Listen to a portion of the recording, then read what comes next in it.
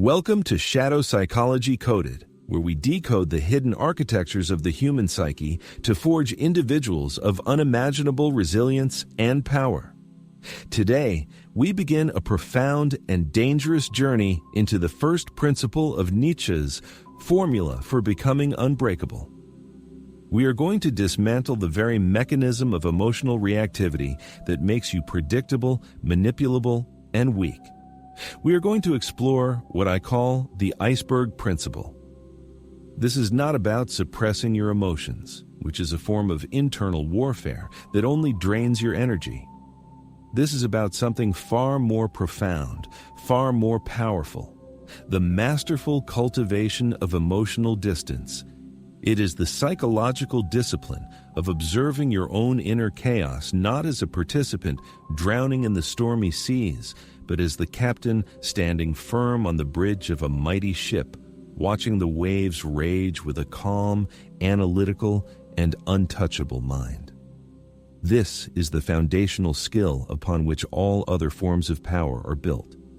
Without this, you are at the mercy of every external event, every provoking word, every subtle manipulation. With this, you gain the ultimate advantage, the power to choose your response from a place of unshakable sovereignty. The core of the iceberg principle is a radical reorientation of your relationship with your own inner world. Most people are fused with their emotions. When anger arises, they become anger. When fear surfaces, they are fear. There is no space between the stimulus and their identity. They are one and the same, a chaotic reactor to internal and external events. This fusion is the source of all your greatest mistakes, the harsh word spoken in rage that destroys a relationship, the panicked decision made in fear that costs you an opportunity, the desperate action born of insecurity that pushes away what you desire most. To become unbreakable, you must learn to defuse. You must create a gap, a space of pure awareness between the raw biological and psychological data of an emotion and your conscious response to it. This space is the arena of your freedom. It is in this sacred pause that you cease to be a puppet of your limbic system and become the master of your destiny. Nietzsche's entire philosophy points toward this sovereign state, where the individual is no longer a mere product of his drives, but becomes their orchestrator. The first practical technique of the iceberg principle is what I term the observer's posture. This is a mental discipline that you must practice relentlessly, starting in moments of low stress until it becomes your automatic default in moments of high crisis. It begins with a simple but profound shift in your internal language. When you feel a powerful emotion rising, let's use anger as our example. Instead of thinking, "I am angry," you consciously frame it as "I'm noticing the sensation of anger in my body." This slight linguistic adjustment is a psychological atom bomb. It instantly creates a subject-object relationship. There is the I, the conscious, observing self, and there is the anger, a temporary objective phenomenon passing through your field of awareness. You are not the storm, you are the weather station tracking the storm. This practice requires you to become a curious scientist of your own interiority. Where do you feel this anger? Is it a heat in your chest, a tension in your jaw, a clenching in your gut? Observe these physical sensations with detached curiosity. Do not judge them as good or bad. Simply note them as data. This process of observation itself drains the emotion of its chaotic controlling power. The energy remains, but it is no longer chaotic.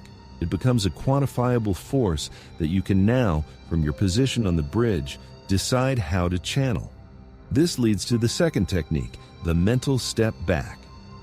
Imagine your consciousness physically taking one step backward inside your own skull.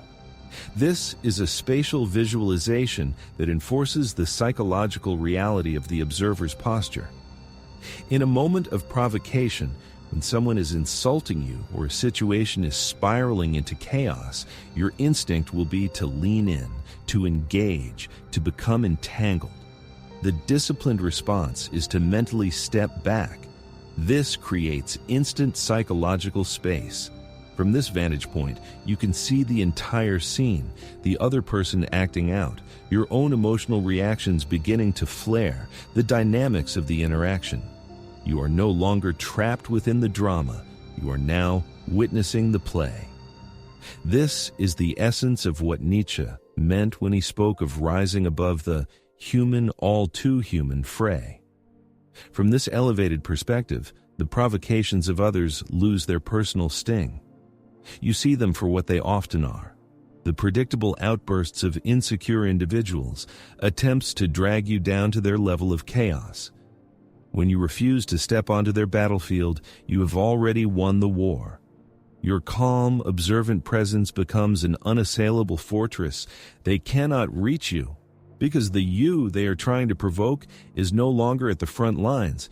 It has strategically withdrawn to a command center, analyzing their tactics and choosing the most effective countermove.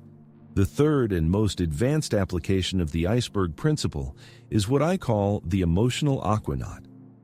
An aquanaut is a deep-sea explorer who operates in environments of immense crushing pressure. They cannot survive by fighting the pressure. They survive by building a vessel that can withstand it and by using sophisticated life support systems. Your emotional world is this deep-sea environment.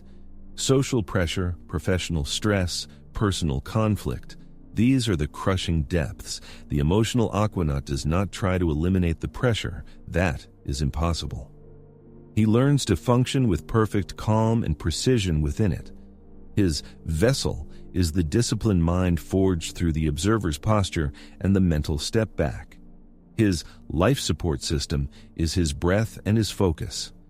When pressure mounts, the aquanaut does not panic and thrash. He slows his breathing, he narrows his focus to the immediate task, and he conserves his energy. He understands that emotional reactions are like rapid movements in deep water. They consume precious oxygen and lead to swift exhaustion. The goal is efficient, deliberate action. In a high-stakes negotiation, during a public criticism, in the face of personal betrayal, the aquanaut remains focused on his objectives, his values, and his long-term strategy. The tempest of emotions rages outside his hull, but inside, there is only the quiet hum of a purposeful mind at work.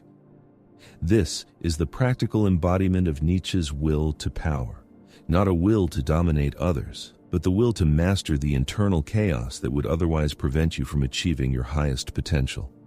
The iceberg principle is not about becoming cold and unfeeling. It is about becoming so strong that your feelings no longer dictate your actions. It is about transforming the chaotic fire of raw emotion into the controlled, directed power of a laser. This is the first and most critical step to becoming truly, authentically, and permanently unbreakable. The mastery of emotional distance creates the necessary space for the true alchemy to begin, the transmutation of raw, chaotic emotional energy into directed, usable power. This is where observation evolves into orchestration, where the captain of the ship learns not just to weather the storm, but to harness its wind to propel the vessel forward with unprecedented velocity. The common man views emotions like fear, anger, and pain as internal enemies, signs of weakness to be suppressed or hidden.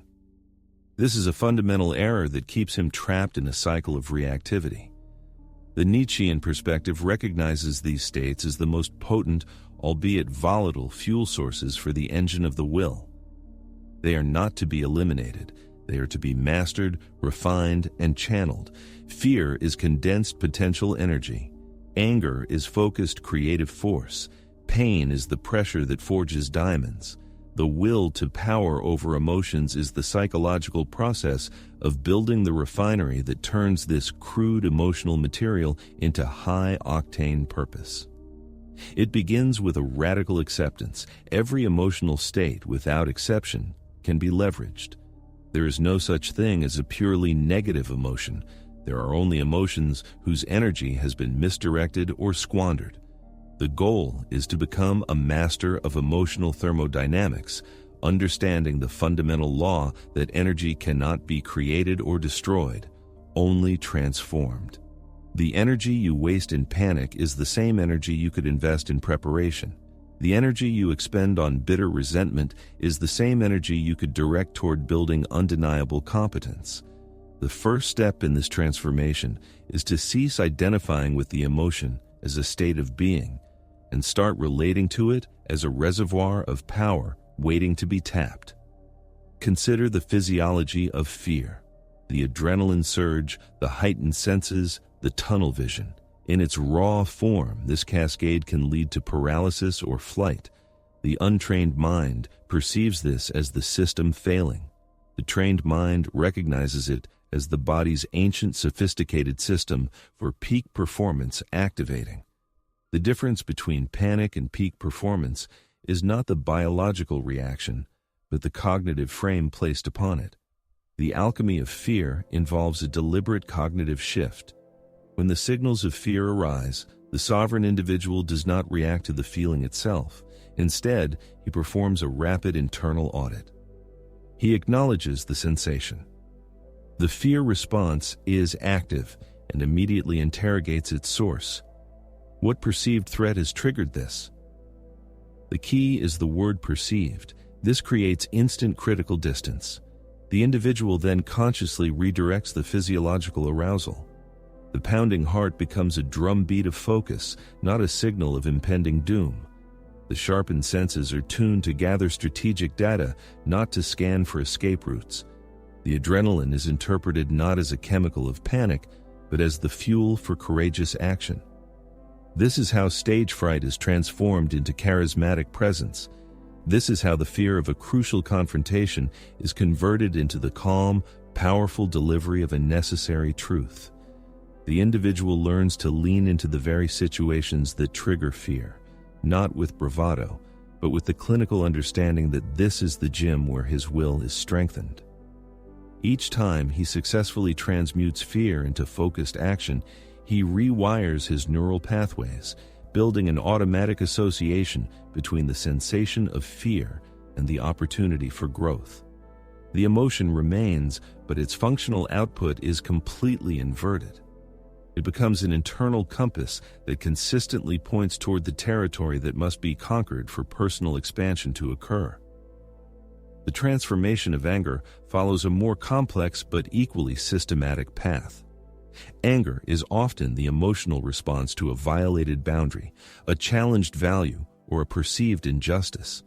Its raw expression is destructive and often counterproductive, burning bridges and alienating allies. Its suppression, however, is equally damaging, leading to passive aggression, resentment, and a slow erosion of self-respect. The Nietzschean path is the third way, the sublimation of anger. This process involves capturing the intense thermal energy of anger and using it not to explode, but to power sustained reaction. The first step is to apply the observer's posture to the anger, noticing its physical manifestations without judgment. The second and most critical step is to ask the pivotal question: what specific principle of mine has been affronted? This question forces a transition from the personal to the impersonal, from "he disrespected me" to "the principle of mutual respect was violated." This reframing is crucial. It moves the focus from the ephemeral, emotional reaction to a concrete, values-based assessment. The energy of the anger is then detached from the person who triggered it and is instead annexed to the defense or reinforcement of the principle itself. The man who feels anger at being unfairly criticized in a meeting stops focusing on the critic and instead channels that energy into preparing such impeccable work that criticism becomes irrelevant. The energy becomes a relentless drive for mastery. The man who feels anger at a betrayal stops obsessing over the betrayer and instead uses that fire to forge stronger, more discerning criteria for his inner circle. The anger becomes a catalyst for building better systems. In this refined state, anger loses its chaotic, reactive quality and becomes a cold, enduring force of determination. It is the fuel for a long-term campaign of self-vindication through superior performance and the unwavering enforcement of personal standards. It is the fire in the belly that refuses to be extinguished by temporary setbacks, driving the individual to prove his worth not through words of retaliation, but through deeds of undeniable power. The highest form of this emotional alchemy is the transmutation of pain and suffering. This is the practical application of amor fati, the love of one's fate. Pain, whether physical, emotional, or existential, is the ultimate test of the will to power. The common man seeks to anesthetize himself from pain, to build a life devoid of it. This is a quest for a living death, for a pain-free life is also a friction-free life, and without friction, there can be no traction for growth. The sovereign individual approaches pain as the master sculptor approaches a block of marble. He does not see the resistance as an enemy. He sees it as the necessary condition for creating a form of beauty and strength that could not exist otherwise. The process is active, not passive. It involves taking the raw, unprocessed experience of suffering and subjecting it to the refinery of meaning. When a profound loss or failure occurs, the individual, after the initial shock, engages in a rigorous process of interrogation. He asks, "What is being demanded of me by this experience? What attachment has been severed? What illusion has been shattered? What strength is being forced to emerge?" This is not a search for a silver lining. It is a determined excavation of the fundamental nutrients buried within the tragedy. The pain of a failed business becomes the raw material for a more resilient and sophisticated understanding of strategy. The agony of a broken heart becomes the substance from which a deeper capacity for self-love and discernment in partnership is forged. The individual learns to metabolize suffering, to digest it, and absorb its lessons into the very fiber of his character. He stops seeing himself as a victim of his past and starts seeing his past, in all its light and shadow, as the unique and perfect curriculum for his development. The memories of past pains cease to be open wounds and become instead a library of hard-won wisdom, a source of reference for navigating future challenges. This complete integration of suffering is the final stage of emotional mastery. It produces a being who is not merely resilient, but anti-fragile, a being who does not just withstand chaos and pain, but who actually requires them to become stronger, wiser, and more formidable. The will to power over emotions is thus fulfilled. The individual has become a conscious artist of his own soul, using every experience, especially the most difficult ones, as pigments to paint the masterpiece of his unbreakable character. The alchemical transformation of raw emotion into directed power establishes an internal energy source of remarkable potency. Yet, this power requires a structure to contain it, a framework to direct it, and a defense system to protect it from external corrosion. This is the architecture of the sovereign mind, the conscious construction of an impregnable mental fortress. This fortress is not a prison designed to isolate you from the world. It is a citadel from which you can engage the world on your own terms, a command center that remains operational and clear-headed even when under sustained psychological siege. Its walls are built not from stone, but from disciplined thought. Its moat is filled not with water, but with discernment. Its gate is guarded not by soldiers, but by unwavering principles. To build this fortress is to make yourself psychologically unassailable, to become a black hole of emotional manipulation, where attempts to provoke guilt or shame, you are met not with reaction, but with an immense gravitational pull of silence and unshakable composure. The foundation of this fortress is laid with the bricks of intellectual sovereignty. This means you have done the hard work of auditing your beliefs, of tearing down the prefabricated opinions you inherited from culture, family, and the media, and of rebuilding your worldview from the ground up based on your own reasoned conclusions and lived experience. You are no longer a receptacle for external programming. You are the programmer.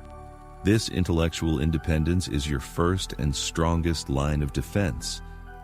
When someone attacks your position, they are not attacking a fragile, adopted dogma. They are challenging a structure you yourself have engineered and stress-tested. You can therefore engage in debate without emotional attachment because your sense of self is not tied to being right, but to the relentless pursuit of a more accurate and powerful understanding. The central keep of this mental fortress is what can be termed the intellectual manipulation detector. This is a developed, almost instinctual sense that alerts you to rhetorical sleight of hand, emotional blackmail, and ideological coercion. Most people are vulnerable to manipulation because they listen to the content of words without analyzing the structure of the argument or the underlying intent. The sovereign mind has trained itself to listen on multiple channels simultaneously. It hears the stated message, but it also analyzes the meta-message. It is acutely aware of logical fallacies, ad hominem attacks, straw men, false dichotomies, and appeals to emotion. When someone attempts to manipulate you, the detector activates not as a surge of anger, but as a calm, internal notification. A red light flashes in your mind's eye, and your psychological defenses go to a higher state of alert. This allows you to disengage from the content of the manipulation and instead respond to the structure of the attack. You might simply name the tactic, "That seems like an attempt to shift the focus from the issue to my character," or "You're presenting a false choice between two extremes." By refusing to engage on the manipulator's terms and instead exposing the mechanism of the manipulation itself, you instantly dissolve its power. The manipulator is left with nowhere to go as their preferred battlefield. The terrain of hidden agendas and emotional triggers has been systematically denied to them. This detector is honed through the constant study of rhetoric, logic, and psychology, and through the vigilant application of this knowledge in everyday interactions. The daily maintenance and strengthening of this fortress are achieved through the practice of the will to imperturbability. This is an active daily discipline of refusing to outsource your mental state to external events. It is the conscious decision that your inner calm is non-negotiable currency that you will not spend on trivialities. This practice involves the systematic cultivation of what the Stoics called an inner citadel, but with a Nietzschean emphasis on strength and life affirmation rather than mere resignation. Each morning, you set your inner compass toward imperturbability. You preemptively decide that traffic jams, minor criticisms, bureaucratic delays, and the mood of others will not be granted permission to dictate your state of mind. This is not passive acceptance, it is an active filtering. You install a psychological filter that processes external events and categorizes them. Is this within my control? If yes, what action can I take? If not, it is relegated to the category of weather, a background condition to be noted and navigated, but not internalized. When an event threatens your peace, you engage in a rapid mental protocol. You feel the initial tug of reactivity, the flash of irritation, the spike of anxiety, and you consciously choose to release it. You visualize it passing through you and dissipating, like a wave against the seawall of your will. This requires immense mental muscle, built through repetition. You learn to derive a sense of power not from controlling the world, but from controlling your response to the world. This imperturbability becomes your most intimidating quality. People who are used to getting a rise out of others, who feed on emotional drama, will find you profoundly disorienting. Your calm becomes a mirror that reflects their own chaos back at them, and they will often retreat from your presence, seeking easier prey. Finally, the fortress is secured by the establishment of non-negotiable psychological boundaries. These are not walls of aggression, but borders of respect that you establish and enforce with quiet consistency. A boundary is not a request for others to behave. It is a statement of what you will tolerate in your own presence. The sovereign mind has clearly defined these boundaries based on its core values: For example, I do not engage with raised voices. I do not tolerate disrespectful language. I do not justify my reasonable decisions. The power of a boundary lies not in its declaration, but in its enforcement. When a boundary is crossed, the response is immediate, calm, and consequential. It is not an emotional reaction, but a pre-programmed protocol. If someone raises their voice, you might say, calmly, "I'm going to pause this conversation until we can speak calmly," and then physically disengage. There is no anger, no negotiation, no lengthy explanation. The action itself is the communication. This teaches people how to treat you through pure operant conditioning. Those who respect your boundaries are granted access. Those who violate them find the portcullis slamming shut. Over time, you create a social environment that is inherently supportive of your mental sovereignty. You become surrounded by those who respect your fortress because they themselves operate from a place of similar strength, and you effortlessly repel those who would seek to lay siege to your peace. The sovereign mind, therefore, is not a static achievement but a dynamic living system, a fortress that is constantly being maintained, upgraded, and strengthened. It is the unassailable core from which you project your power into the world, a sanctuary of silence from which your most decisive actions emerge, and the ultimate expression of the will to power turned inward, creating a self that is truly, fundamentally, and permanently impossible to break. The construction of the mental fortress creates a sovereign territory from which to operate, but power remains theoretical until tested in the arena of human conflict. Daily life presents endless skirmishes, provocations in meetings, subtle power plays in relationships, outright challenges to your authority. The common man reacts. He is pulled into these conflicts on his opponent's terms, fighting on battlefields he did not choose with weapons that dull against practiced armor. His responses are emotional, predictable, and ultimately draining.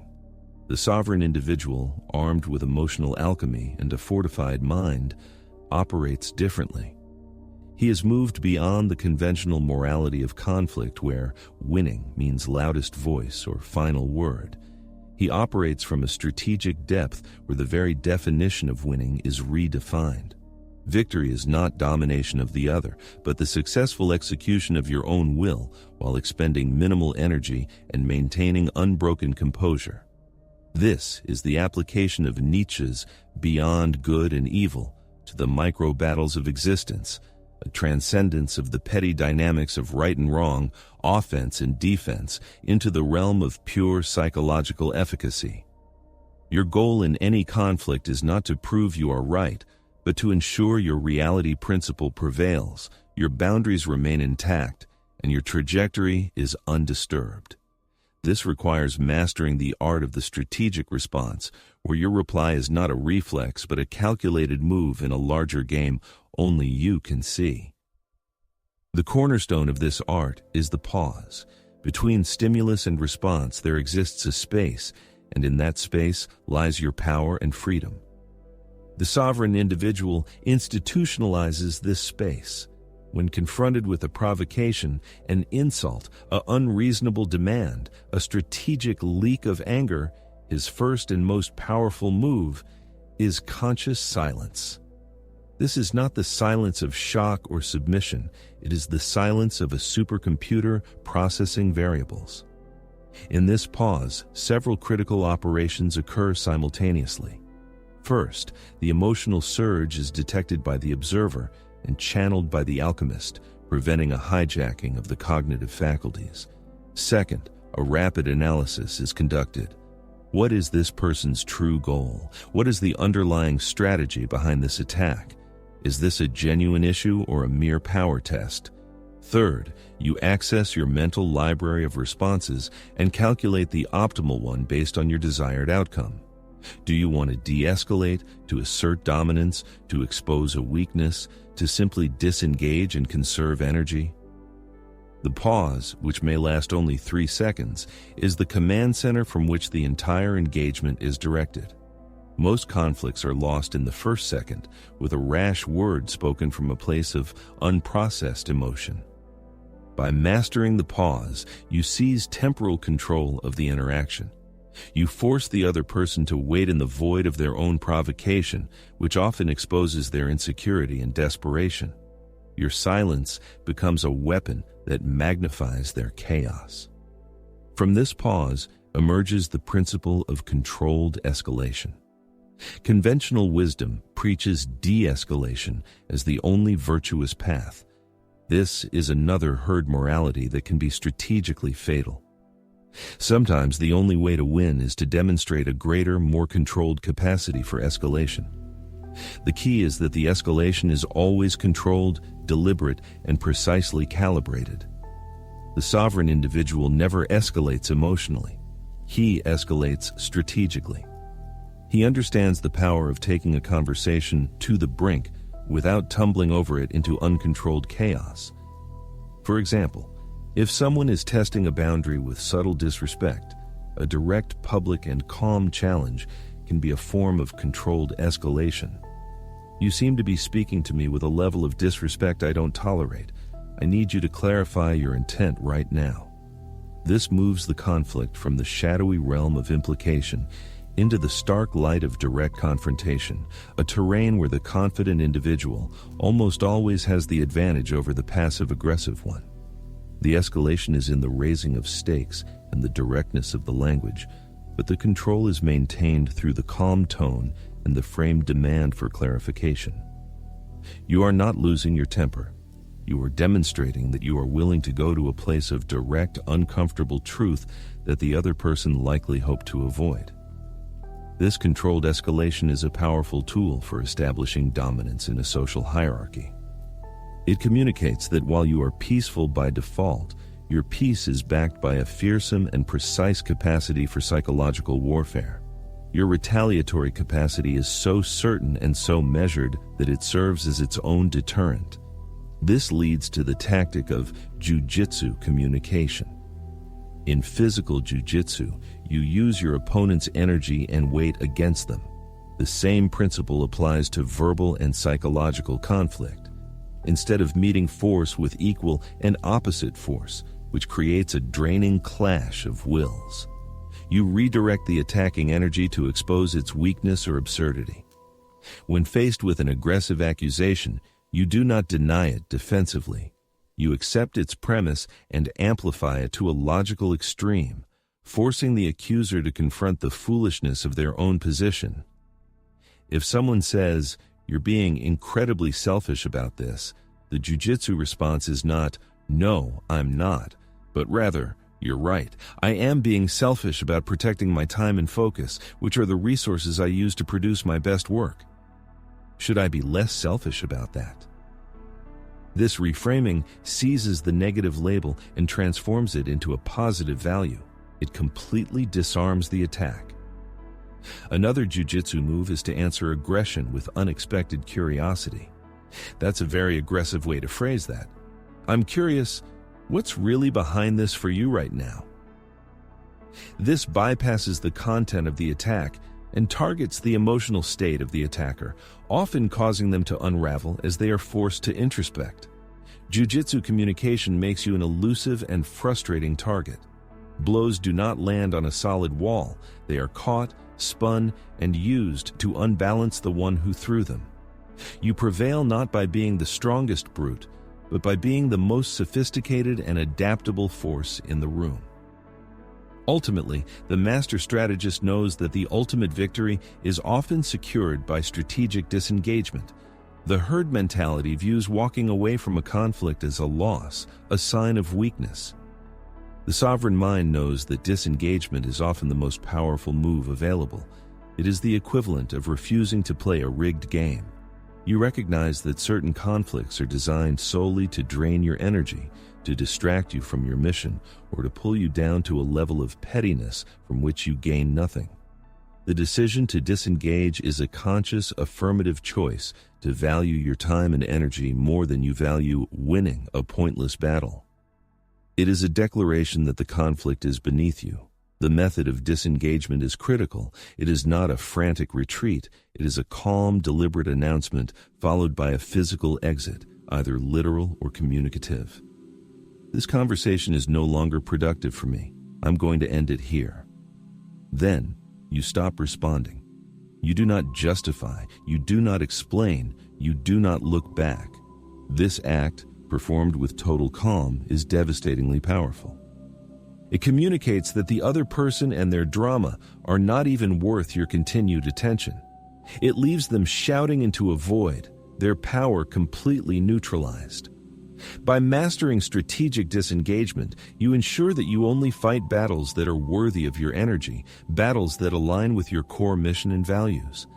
You become a ghost on the battlefield, appearing only where you choose to strike, and vanishing when the fight does not serve your higher purpose.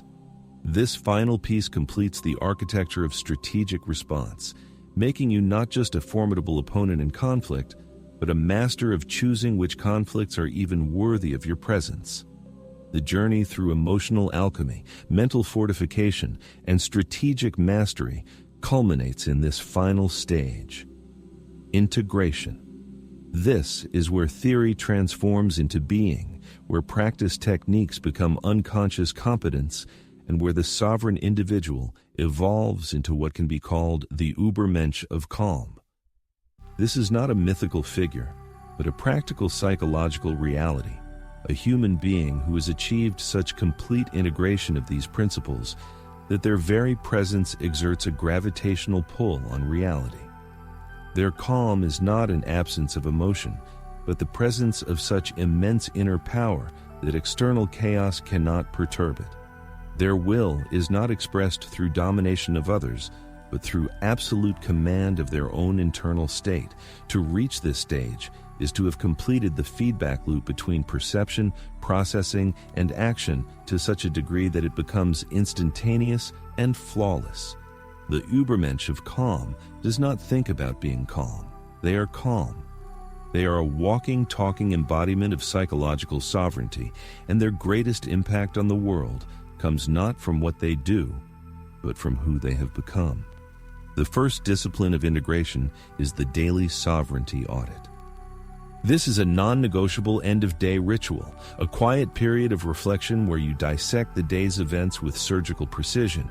The audit consists of 3 mandatory questions answered with brutal honesty. First, where did I lose frame today? Identify every instance, no matter how small, where an external event or person dictated your internal state. Did a critical email trigger anxiety?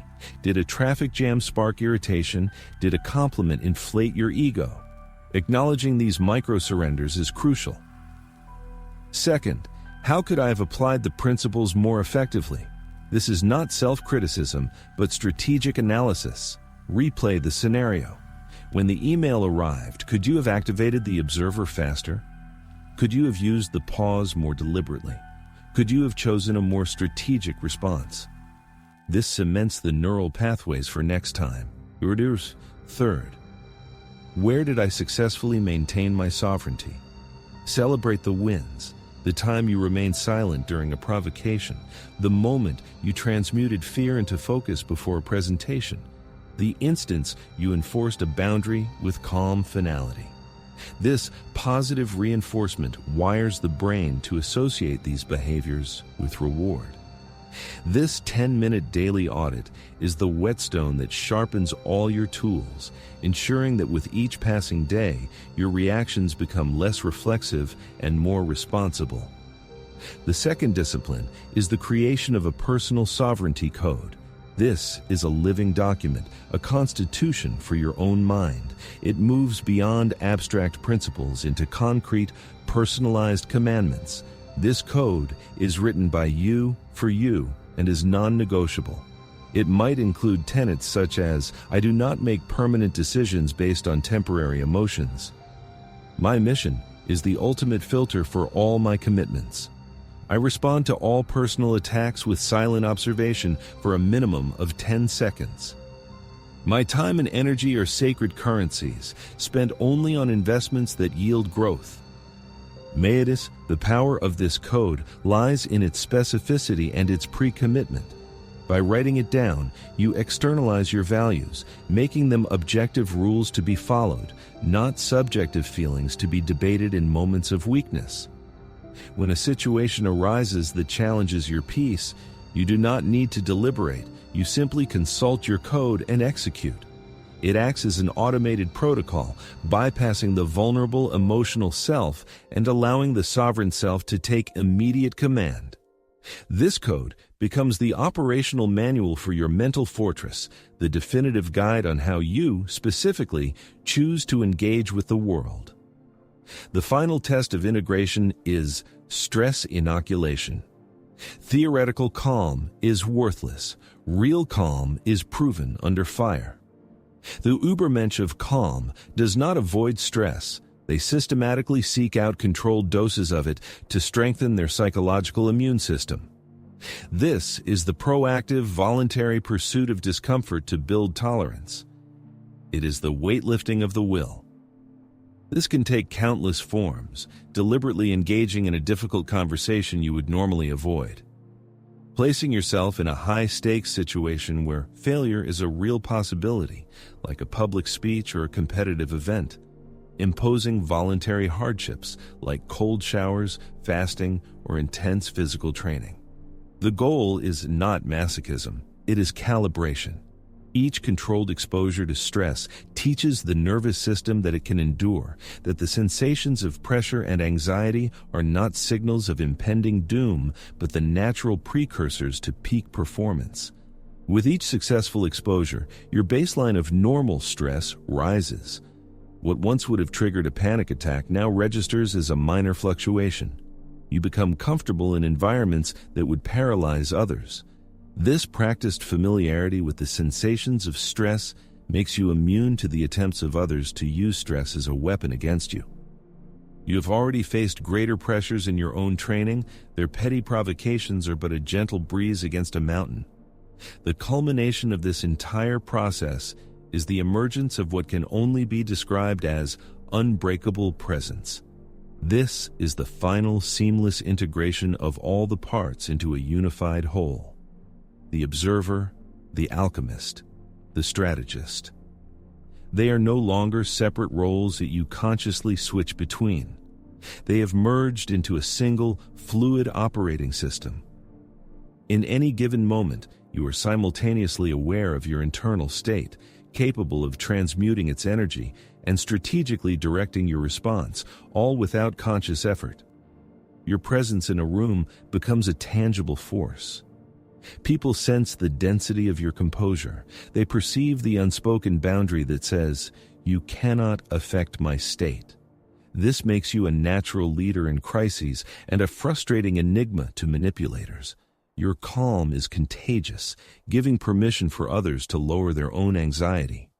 Your decisiveness in chaos creates islands of order. You move through the world not as a reactor, but as a causal force, shaping your reality through the sheer power of your composed will. The journey to becoming unbreakable is, in the end, the journey to becoming fully, authentically, and powerfully human, a being who has looked into the abyss of their own potential for chaos and weakness and has chosen instead to build a citadel of will from which they project not violence, but an immovable, unshakable, and ultimately world-altering calm.